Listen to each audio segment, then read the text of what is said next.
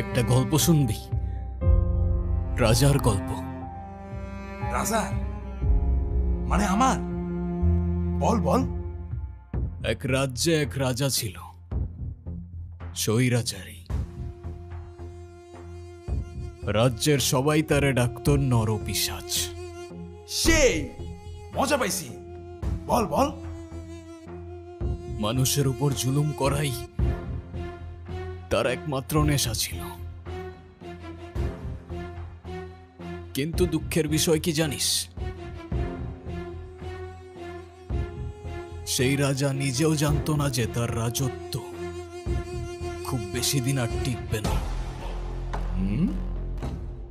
কারণ এই দুনিয়াতে সব স্বৈরাচারেরই পতন হয়।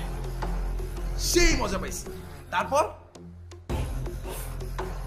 একদিন সেই রাজার রাজ্যেরই খুব সাধারণ একটা বালক রাজার বিপক্ষে চলে গেল, আর রাজার রাজত্ব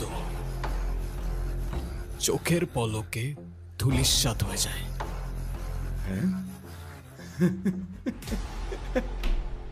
ওই কি বাপের সঙ্গে পাগল টাগল হয়ে গেল নাকি রে? তোরা কি অনেক কিছু খাওয়াইছিস রে?